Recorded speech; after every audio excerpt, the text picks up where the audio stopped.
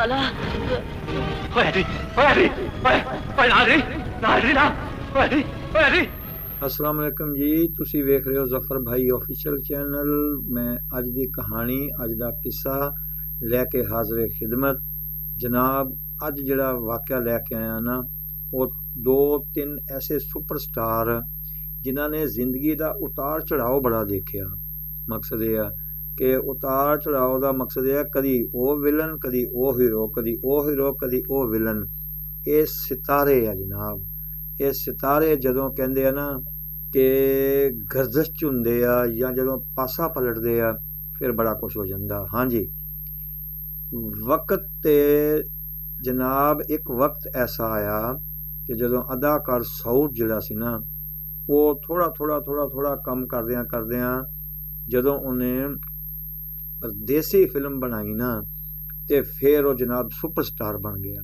ठीक है जी, हर बंदा एक वक्त आ पहले थोड़ा ही करना पैंदा वा। ते जदों सुपरस्टार बनया ना, ओदी वजह बेशक ये भी सी क्योंकि पंजाब दे लिहाज ना पंजाबी कद काट, भारा भरकम जिस्म, लंबा चौड़ा कद और इहदे लिहाज ना चेहरे दी सैटिंग सब ठीक सी। और जनाब उस फिल्म दे अंदर जिहड़ा बाद च फिर सुपरस्टार रहा अदाकार शान, वो विलन सी। देखो जी विलन, ठीक है जी। थोड़ी जी गल हुण इहदी कर लईए कि अदाकार शान जिहड़ा सी ना, इन्हें बुलंदी फिल्म बनाई, फतेह फिल्म बनाई और बहुत सारिया फिल्मां चों कम उन्हें पहले कीता होया सी। और ओदी कम करदियां हालांकि उस लिहाज नाल वो फिल्मां माड़ियां नहीं सी है। मकसद ये है सिर्फ वजह सिर्फ ये बनी क्योंकि राही साहब जिहड़े सी उहदा ट्रेंड चलिया होया सी। लोग सिर्फ राही नूं ही देखना चाह रहे सी। उस तरह की कहानियां जिहड़ियां सी वो पसंद नहीं कीतियां गईयां। हत्ता कि वक्त ऐसा आया कि कहंदे आ कि जिहड़ा शान है ना, वो बुरी तरह फ्लॉप हो गया। और इस तरह फ्लॉप होया कि फिल्म साज, हदायतकार वगैरह उस वक्त उन्होंने ये कहन लग पे, नहीं भाई नहीं, ये जिहड़ा फनकार है ना, ये मनहूस आ, इनू बिल्कुल नहीं फिल्म च लेना क्योंकि नहीं तो तुसीं अपना पैसा भी डबो पवोगे और फिल्म का भी सारा जिहड़ा ना खाना खराब कर पवोगे।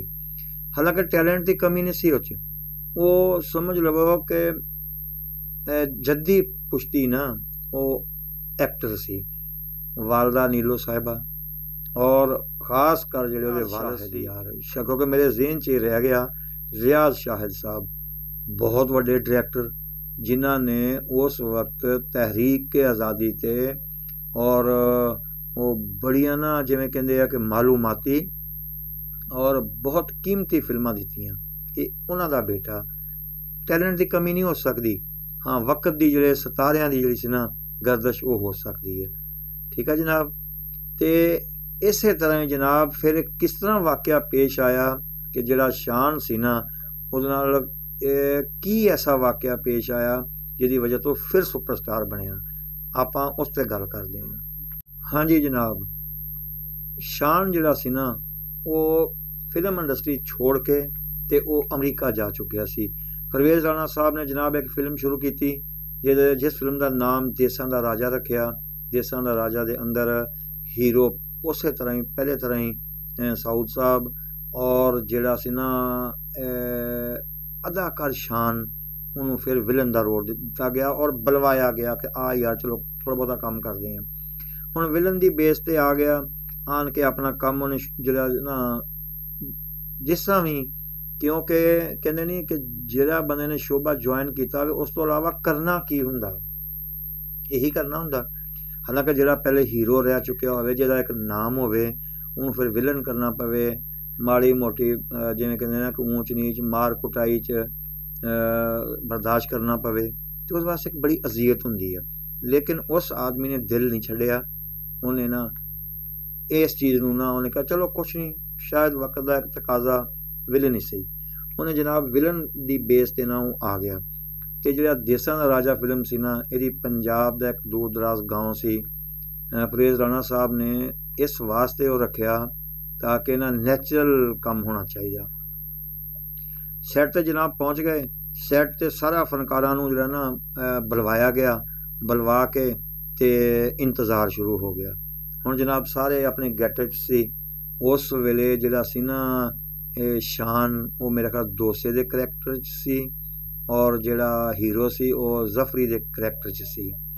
ਪਰਵੇਜ਼ ਰਾਣਾ ਸਾਹਿਬ ਔਰ ਪੂਰੀ ਯੂਨਿਟ ਜਿਹੜਾ ਸੀ ਨਾ ਉਹ ਬੈਠੇ ਇੰਤਜ਼ਾਰ ਕਰ ਰਹੇ ਆ। ਹੁਣ ਜਿਹੜਾ ਜ਼ਫਰੀ ਸਾਹਿਬ ਯਾਨੀ ਕਿ ਸਊਦ ਸਾਹਿਬ ਹੀਰੋ ਸਾਹਿਬ ਉਹ ਨਹੀਂ ਆ ਰਹੇ। ਟਾਈਮ 1 ਘੰਟਾ 2 ਘੰਟੇ ਸੁਬਾਹ 9 10 11 12 ਹੱਤਾ ਕਿ 1 ਦਾ ਟਾਈਮ ਹੋ ਗਿਆ, ਸੂਰਜ ਸਿਰ ਤੇ ਆ ਗਿਆ, ਲੇਕਿਨ ਉਹਨਾਂ ਦਾ ਕੋਈ ਨਾਮੋ ਨਿਸ਼ਾਨ ਨਹੀਂ, ਕੋਈ ਅਤਾ ਪਤਾ ਵੀ ਨਹੀਂ ਵੀ ਕੋਈ ਵਜ੍ਹਾ ਕੀ ਬਣੀ ਹੈ। ਡਾਇਰੈਕਟਰ ਫਿਰ ਵੀ ਕਹਿੰਦੇ ਨਾ ਕਿ ਡਾਇਰੈਕਟਰ ਜਿਹੜਾ ਹੁੰਦਾ ਨਾ ਫਿਲਮ ਦੇ ਲਿਹਾਜ਼ ਨਾਲ ਉਹ ਸਮਝ ਲਓ ਕਿ ਉਹਦਾ ਮਾਂ ਪਿਓ ਹੁੰਦਾ ਵਾ, ਉਹਨੇ ਸਾਰਾ ਉਹਨੂੰ ਉਹ ਚੀਜ਼ ਕਰਨਾ ਹੁੰਦਾ ਉਹਨੇ, ਕਿਉਂਕਿ ਉਹਦੀ ਜ਼ਮਾਨਤ ਹੁੰਦੀ ਹੈ ਕਿ ਅੱਗੋਂ ਇਹ ਕਿਸ ਤਰ੍ਹਾਂ ਕਾਮਯਾਬ ਹੋਏਗੀ। ਡਾਇਰੈਕਟਰ ਵੀ ਉਕਤਾ ਗਿਆ ਤੇ ਜਦੋਂ ਉਹਨੇ ਸ਼ਾਨ ਵੱਲ ਵੇਖਿਆ ਨਾ, ਯਾਰ ਸ਼ਾਨ ਜਨਾਬ ਕਦੀ ਹੀਰੋ ਸੀ, ਉਹ ਵਿਚਾਰਾ ਪਰੇਸ਼ਾਨ ਬੈਠਾ, ਹੁਣ ਗੈਟਅਪ ਲਾਇਆ ਹੋਇਆ ਸਾਰਾ ਉਹਨੇ, ਲੇਕਿਨ ਉਹਦੀ ਕੋਈ ਜ਼ੋਰ ਨਹੀਂ ਚੱਲ ਰਿਹਾ, ਵਾਹ ਨਹੀਂ ਚੱਲ ਰਹੀ ਕਿ ਮੈਂ ਕੀ ਗੱਲ ਕਰਾਂ ਯਾਰ, ਮੈਂ ਕੀ ਇਹਨਾਂ ਨੂੰ ਕਵਾਂ। ਟਾਈਮ ਦੇਖੋ, ਹਾਲਾਂਕਿ ਹੁਣ ਇਹ ਆਪਣਾ ਅਸੀਂ ਸ਼ੂਟਿੰਗ ਕਰਕੇ ਵਾਪਸ ਚਲੇ ਜਾਣਾ ਸੀ। ਪਰਵੇਜ਼ ਰਾਣਾ ਸਾਹਿਬ ਵੈਸੇ ਵੀ ਡਾਇਰੈਕਟਰ ਦੀ ਇੱਕ ਨਜ਼ਰ ਬੜੀ ਤੇਜ਼ ਹੁੰਦੀ ਆ, ਹੈਵੀ ਨਜ਼ਰ ਹੁੰਦੀ ਆ, ਉਹ ਇੰਨੇ ਯੂਨਿਟ ਨੂੰ ਐਵੇਂ ਨਹੀਂ ਸੰਭਾਲ ਰਿਹਾ ਹੁੰਦਾ। ਹੁਣ ਜਿਵੇਂ ਦੇਖਿਆ ਕਿ ਪਰੇਸ਼ਾਨ ਆ, ਮੁਸਤਕਬਲ ਦਾ ਕਦੀ ਹਾਲ ਦਾ ਇਹ ਹੀਰੋ ਸੀ, ਅੱਜ ਮੁਸਤਕਬਲ 'ਚ ਵਿਚਾਰਾ ਵਿਲਨ ਕਰ ਰਿਹਾ, ਪਰੇਸ਼ਾਨ ਵੀ ਆ। ਸ਼ਾਇਦ ਉਹਨੂੰ ਵੀ ਇਸ ਚੀਜ਼ ਦਾ ਅੱਛਾ ਨਹੀਂ ਲੱਗਾ, ਗੁੱਸਾ ਆਇਆ ਕਿ ਇਹ ਤਰੀਕਾ ਹੀ ਗਲਤ। ਉਹਨੇ ਚੇਂਜ ਕੀਤਾ, ਚੇਂਜ ਕਰਨ ਤੋਂ ਬਾਅਦ ਨਾ ਉਹਨੇ ਜਾ ਕੇ ਸ਼ਾਨ ਨੂੰ ਕਿਹਾ, ਸ਼ਾਨ ਭਾਈ ਤੂੰ ਐਵੇਂ ਕਰਨਾ, ਜਾ ਕੇ ਹੀਰੋ ਦਾ ਗੈਟਅਪ ਕਰ, ਅੱਜ ਤੋਂ ਤੂੰ ਹੁਣ ਜ਼ਫਰੀ ਹੈ, ਤੇ ਜਿਹੜਾ ਤੇਰਾ ਕਰੈਕਟਰ ਨਾ ਵਿਲਨ ਦਾ ਮਕਸਦ ਇਹ ਆ ਦੋਸੇ ਦਾ, ਉਹ ਮਲਕ ਹੀਰਾ ਕਰੇਗਾ। ਠੀਕ ਆ ਜੀ, ਮਲਕ ਹੀਰਾ ਜਿਹੜਾ ਸੀ ਉਹਨੂੰ ਬੁਲਵਾਇਆ ਗਿਆ। ਮਲਕ ਹੀਰਾ ਉਹੀ ਪੁੱਤਰ ਜੱਗੇ ਵਾਲਾ, ਉਹ ਜੱਗਿਆ ਆ ਵੀ ਜਾ ਯਾਰ, ਸਾਨੂੰ ਕਿਹੜੇ ਤਰੀਕੇ ਪਾਤਾ ਹੀ, ਉਹੀ ਅੱਛਾ ਕੱਦ ਕਾਠ, ਪਾਵਰਫੁਲ, ਬੋਲ ਚਾਲ, ਡਾਇਲਾਗ ਹਰ ਲਿਹਾਜ਼ ਨਾਲ ਆਲਾ। ਮਲਕ ਹੀਰਾ ਸਾਹਿਬ ਔਰ ਸ਼ਾਨ ਸਾਹਿਬ ਡਿਸਾਈਡ ਹੋ ਗਏ ਜਨਾਬ। ਦੇਖੋ ਹੁਣ ਵਕਤ ਦਾ ਤਕਾਜ਼ਾ, ਜਦੋਂ ਪਲਟਾ ਮਾਰਿਆ ਵਕਤ ਨੇ, ਡਿਸਾਈਡ ਹੋ ਗਏ। ਉਹ ਜਨਾਬ ਜਿਹੜੀ ਫਿਲਮ ਸੀ ਨਾ ਉਹ ਉਹਨਾਂ ਨੇ ਕਿਸ ਤਰ੍ਹਾਂ ਵੀ ਕੀਤੀ, ਮੁਕੰਮਲ ਕੀਤੀ। ਉਹਦੇ ਪਿਛਲੇ ਸ਼ਾਟ ਲਏ ਸੀ, ਉਹਨਾਂ ਨੂੰ ਦਫਾ ਕੀਤਾ, ਖ਼ਤਮ ਹੋ ਗਿਆ ਕੰਮ। ਫਿਲਮ ਕਰਦਿਆਂ ਜਨਾਬ ਜਿਹੜਾ ਨਾ ਉਹ ਕਹਿੰਦੇ ਜਦੋਂ ਫਿਲਮ ਮੁਕੰਮਲ ਹੋਈ ਨਾ ਤੇ ਫਿਲਮ ਨੇ ਤੇ ਰਿਕਾਰਡ ਹੀ ਤੋੜ ਦਿੱਤੇ। ਹੁਣ ਦੇਖੋ ਸਿਤਾਰਾ ਕਿਵੇਂ ਚਮਕਿਆ, ਇੱਕ ਬੰਦੇ ਦੇ ਅੰਦਰੋਂ ਫਰਿਆਦ ਸੀ, ਕੋਈ ਦਿਲ ਦੀ ਫਰਿਆਦ ਸੀ ਕਿ ਆਏ ਅੱਲਾ ਮੇਰੇ ਨਾਲ ਅੱਜ ਕੀ ਹੋ ਰਿਹਾ ਵਾ, ਕਿ ਕਦੀ ਜਿਹੜੇ ਮੇਰੇ ਇੰਤਜ਼ਾਰ ਕਰਦੇ ਹੁੰਦੇ ਸੀ ਅੱਜ ਮੈਨੂੰ ਉਹਨਾਂ ਦਾ ਇੰਤਜ਼ਾਰ ਕਰਨਾ ਪੈ ਰਿਹਾ। ਲੇਕਿਨ ਫਿਰ ਵੀ ਹੁੰਦਾ ਤਾਂ ਹੈ ਨਾ ਜ਼ਿਹਨ 'ਚ, ਇੱਕ ਕਦੀ ਜਿਵੇਂ ਕਹਿੰਦੇ ਆ ਕਿ ਰੁਸਤਮ ਹੋਵੇ, ਕਦੀ ਉਹਨੂੰ ਵਿਚਾਰੇ ਨੂੰ ਜਿਵੇਂ ਕਹਿੰਦੇ ਖਾੜੇ 'ਚ ਇੱਕ ਆਮ ਜਿਹੇ ਭਲਵਾਨ ਨਾਲ ਘਲਵਾਇਆ ਜਾਵੇ, ਤੇ ਬੜਾ ਇਹ ਦੁੱਖ ਦੀ ਗੱਲ ਹੁੰਦੀ ਹੈ। ਹਾਂਜੀ, ਅੱਗੇ ਤੁਹਾਨੂੰ ਦੱਸਦੇ ਹਾਂ ਜਨਾਬ ਫਿਰ ਕੀ ਹੋਇਆ। ਲਓ ਜੀ, ਕਿਸਮਤ ਦਾ ਪਲਟਾ ਕਿ ਸ਼ਾਨ ਹੀਰੋ ਔਰ ਸਊਦ ਸਾਹਿਬ ਵਿੱਚੋਂ ਗਾਇਬ, ਉਹ ਫਿਲਮ ਦਾ ਕਿਤੇ ਹਿੱਸਾ ਹੀ ਨਹੀਂ, ਔਰ ਮਲਕ ਹੀਰਾ ਸਾਹਿਬ ਉਹ ਐਜ਼ ਏ ਵਿਲਨ ਬਿਹਤਰੀਨ ਕਿਰਦਾਰ ਕੀਤਾ। ਫਿਲਮ ਸੁਪਰ ਹਿੱਟ ਹੋ ਗਈ। ਜਦੋਂ ਫਿਲਮ ਜਨਾਬ ਸੁਪਰ ਹਿੱਟ ਹੋਈ, ਉਸ ਤੋਂ ਬਾਅਦ ਸਮਝ ਲਵੋ ਫਿਰ ਜਿਹੜਾ ਸ਼ਾਨ ਸੀ ਨਾ ਉਹ ਪਿਛਲੇ ਗੈਟਅਪ 'ਚੋਂ ਨਿਕਲ ਕੇ ਨਾ, ਉਹਦੇ ਮਨੂਸਬ 'ਚੋਂ ਨਿਕਲ ਕੇ ਫਿਰ ਆ ਗਿਆ ਕਿ ਰੋਸ਼ਨ ਸਿਤਾਰੇ ਵਾਲ, ਫਿਰ ਉਹ ਬਣ ਗਿਆ ਸੁਲਤਾਨ ਰਾਹੀ ਨੰਬਰ 2। ਠੀਕ ਹੈ ਜੀ, ਫਿਰ ਲੋਕ ਸੁਲਤਾਨ ਰਾਹੀ ਨੂੰ ਵੈਸੇ ਕਿਹੜਾ ਭੁੱਲਣਾ ਚਾਹ ਰਹੇ ਸੀ। ਜਦੋਂ ਉਹਨਾਂ ਨੇ ਗੈਟਅਪ ਦੇਖਿਆ, ਜਦੋਂ ਕੋਈ ਹਿਸਾਬ ਕਿਤਾਬ ਦੇਖਿਆ, ਚਲੋ ਕੱਦ ਕਾਠ ਉਸ ਹਿਸਾਬ ਨਾਲ ਨਾ ਹੀ ਸਹੀ, ਚਲੋ ਕੋਈ ਹੈ ਤਾਂ ਸਹੀ ਨਾ, ਉਹ ਤਾਂ ਰੂਟੀਨ ਕਿਤੇ ਚੱਲ ਪਈ ਨਾ ਉਹ। ਤੇ ਫਿਰ ਦੱਸਦੇ ਆ ਜੀ ਪਰਵੇਜ਼ ਰਾਣਾ ਸਾਹਿਬ ਨੇ, ਫਿਰ ਤੇ ਸਮਝ ਲਓ ਕਿ ਸ਼ਾਨ ਹਰ ਸਾਈਡ ਤੇ ਹੋ ਗਈ ਨਾ। ਪਰਵੇਜ਼ ਰਾਣਾ ਸਾਹਿਬ ਨੇ ਫਿਰ ਜਦੋਂ ਫਿਲਮ ਬਣਾਈ ਨਾ ਹਮਾਯੂੰ ਗੁਜਰ, ਉਹ ਤੇ ਦੱਸਦੇ ਆ ਕਿ ਲక్ష్ਮੀ ਚੌਕ ਦੇ ਅੰਦਰ ਜਦੋਂ ਲੱਗੀ ਹੈ ਨਾ, ਉਹਦੇ ਤੇ ਸ਼ੋਅ ਟੁੱਟਣ ਦੇ ਦੌਰਾਨ ਫਿਰ ਉਹ ਟ੍ਰੈਫਿਕ ਬੰਦ ਹੋ ਜਾਂਦੀ ਸੀ, ਫਿਰ ਟ੍ਰੈਫਿਕ ਜਾਮ ਹੋ ਜਾਂਦੀ ਸੀ, ਟ੍ਰੈਫਿਕ ਨੂੰ ਕੰਟਰੋਲ ਕਰਨਾ ਪੈਂਦਾ ਸੀ। ਇਹ ਹਸ਼ਰ ਹੋ ਗਿਆ ਜਨਾਬ ਫਿਰ ਕਾਮਯਾਬੀ ਦਾ। ਠੀਕ ਆ, ਔਰ ਉਸ ਕਾਮਯਾਬੀ ਦੇ ਨਾਲ ਜਿਹੜਾ ਆਪਣੇ ਹਦਾਇਤਕਾਰ ਪਰਵੇਜ਼ ਰਾਣਾ ਸਾਹਿਬ ਸੀ, ਉਹਨਾਂ ਨੂੰ ਟ੍ਰੈਫਿਕ ਜਾਮ ਹਦਾਇਤਕਾਰ ਦਾ ਖਿਤਾਬ ਮਿਲ ਗਿਆ। ਠੀਕ ਆ ਜੀ, ਫਿਰ ਉਹਨਾਂ ਨੇ ਬਹੁਤ ਸਾਰੀਆਂ ਫਿਲਮਾਂ ਬਣਾਈਆਂ, ਬਹੁਤ ਲੰਬੀ ਲਿਸਟ ਇਹਦੀ ਹੈਗੀ ਆ। ਲੇਕਿਨ ਮੇਰਾ ਮਕਸਦ ਗੱਲ ਕਰਨ ਦਾ ਇਹ ਸੀ ਕਿ ਅਰੂਜ ਓ ਜ਼ਵਾਲ ਕਈ ਦਫਾ ਆਪਣੀ ਵਜ੍ਹਾ ਤੋਂ ਵੀ ਆਉਂਦਾ। ਹਾਲਾਂਕਿ ਜੇ ਬੰਦਾ ਟਾਈਮ ਟੇਬਲ ਦਾ ਪਾਬੰਦ ਰਵੇ, ਹਰ ਲਿਹਾਜ਼ ਨਾਲ ਠੀਕ ਰਵੇ, ਤੇ ਫਿਰ ਕੁਛ ਨਹੀਂ ਹੁੰਦਾ। ਕਦੀ ਨਾ ਕਦੀ ਕਿਤੇ ਅੰਦਰ ਗਰੂਰ ਪੈਦਾ ਹੁੰਦਾ ਨਾ, ਤੇ ਫਿਰ ਹੀ ਇਹੋ ਜਿਹੇ ਮਾਮਲਾਤ ਖੜੇ ਹੁੰਦੇ ਆ।